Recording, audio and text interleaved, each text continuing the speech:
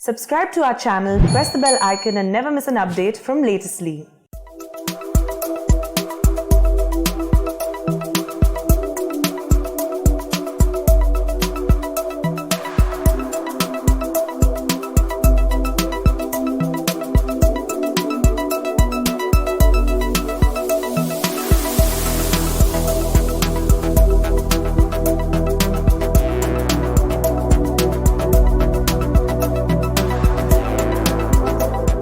इसीलिए 40% भागीदारी महिलाओं को इसलिए दी ताकि उनकी जो सशक्तिकरण की बात है वो सिर्फ कागज पे न रहे। आज तक जो महिलाओं की सशक्तिकरण की बात होती है वो ज़्यादातर पब्लिसिटी और कागज़ों में और चुनाव के समय, इलेक्शन के समय ऊपर आती है, उभरती है। जब महिला राजनीति में पूरी तरह से भागीदार बनेगी तब उसका ट्रांसलेशन सिर्फ पब्लिसिटी, सिर्फ कागजी बातों, सिर्फ ऐलानों से जाकर एक्चुअली ज़मीन पे होगा। इसकी शुरुआत पंचायती राज में कांग्रेस पार्टी द्वारा जो 33% आरक्षण था उससे इसकी शुरुआत हुई। कांग्रेस पार्टी ने देश को पहली महिला प्रधानमंत्री दी। उत्तर प्रदेश में सुचेता कृपलानी जी यहाँ की पहली महिला मुख्यमंत्री भी रही, वह भी कांग्रेस पार्टी की थी। हमारे देश में महिला प्रधानमंत्री तब बनी जब दूसरे विदेश में और पूरे दुनिया भर में बहुत कम महिलाओं की राजनीति में उस स्तर पर भागीदारी होती थी। आज जाकर अमेरिका में एक महिला वाइस प्रेसिडेंट पहली बार बनी है कुछ सालों पहले, और हमारे देश में एक महिला प्रधानमंत्री बहुत समय पहले बनी थी। ये कांग्रेस पार्टी की सोच थी। इसी सोच को आगे लेते हुए, आगे बढ़ाते हुए हमने ये एक महिला घोषणा पत्र बनाया है जिसमें हम ये कहना चाहते हैं कि हम महिलाओं को सचमुच सशक्त बनाना चाहते हैं। महिलाओं को सचमुच सशक्त बनाने के लिए हमें एक ऐसा वातावरण बनाना पड़ेगा जहाँ पे महिलाओं की अभिव्यक्ति बंधनों को तोड़ सके, जो एकदम महिलाओं को अपना पूरा फ्रीडम ऑफ चॉइस मिले, अपनी पूरी भागीदारी मिले राजनीति में, समाज में इस तरह की भागीदारी मिले जिससे उनका अत्याचार बंद हो, उनका शोषण बंद हो।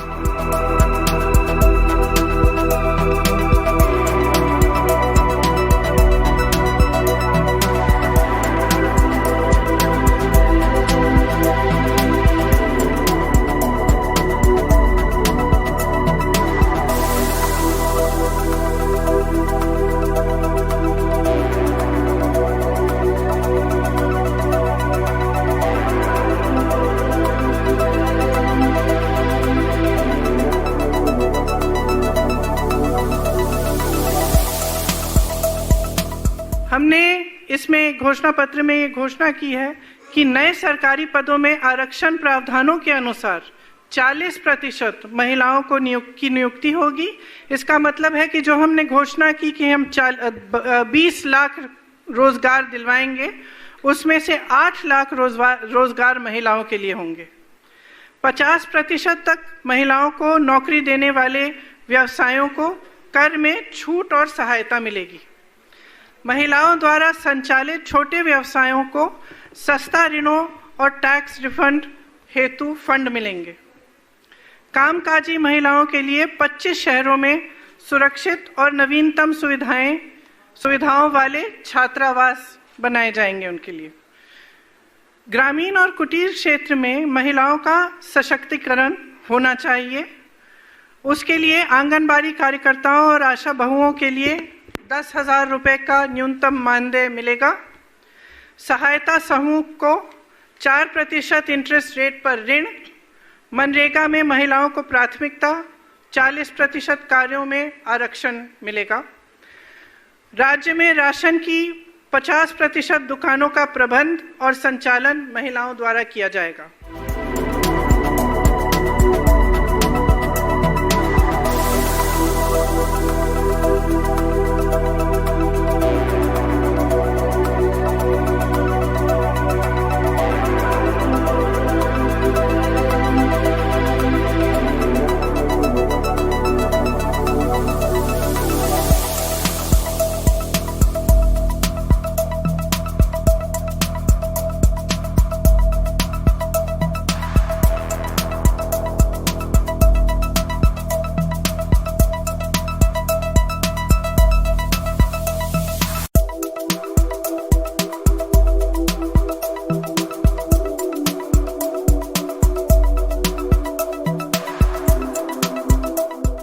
10+2 की छात्राओं को स्मार्टफोन मिलेगा।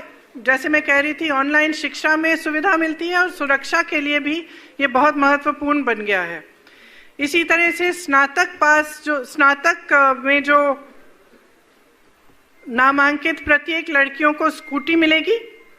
राज्य भर में वीरांगनाओं के नाम पर 75 दक्षता विद्यालय शुरू किए जाएंगे।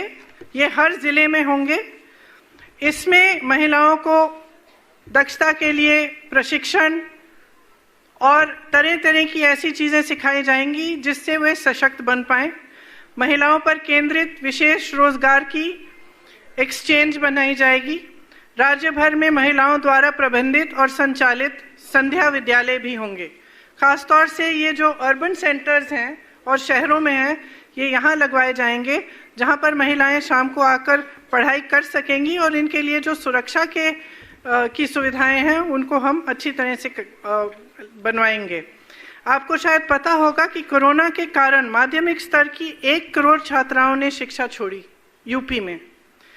2014 में शिक्षा के बजट में लगातार कटौती हुई है। 2014 के बाद से बेटी बचाओ बेटी पढ़ाओ का 60% बजट सिर्फ विज्ञापनों में खर्च किया गया है। इसीलिए मैं कहती हूँ कि महिलाओं के सशक्तिकरण की बात जो है सिर्फ विज्ञापनों में रह चुकी है।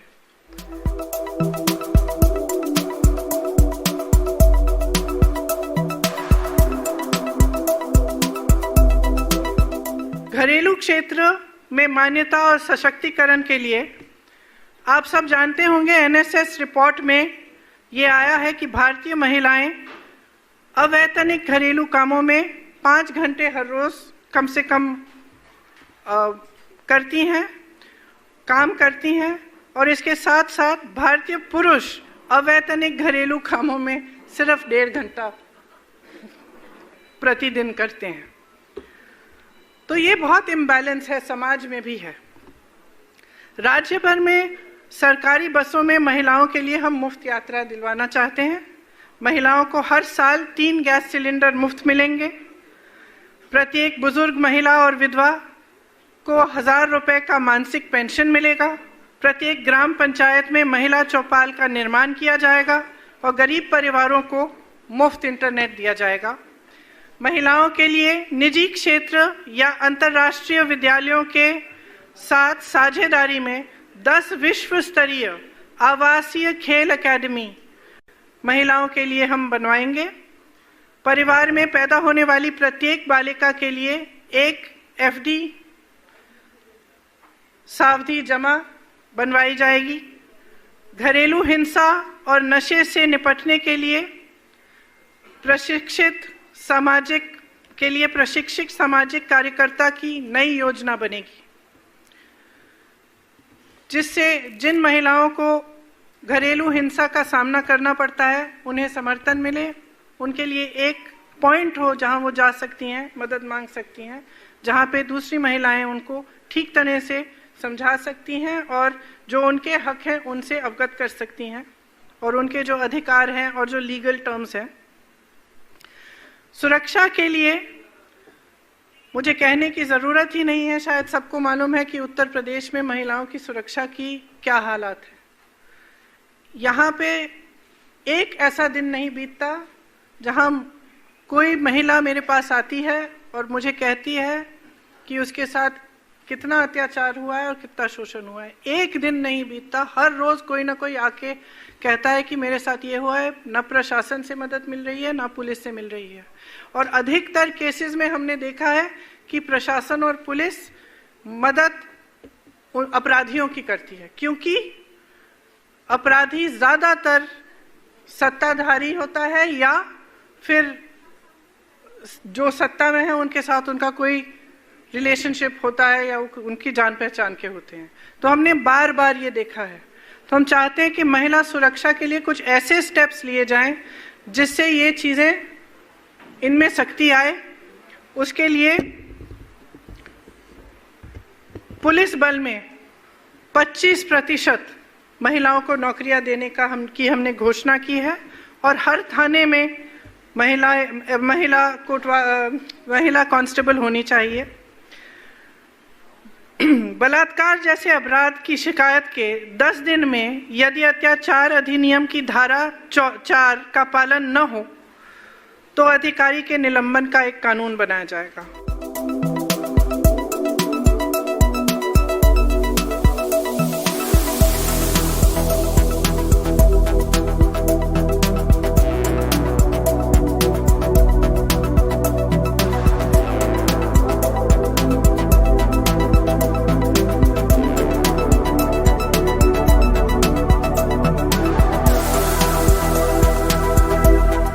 एक सवाल है प्रियंका जी, ये सारी घोषणाएं तो आप तब लागू करेंगी जब सत्ता में आएंगी।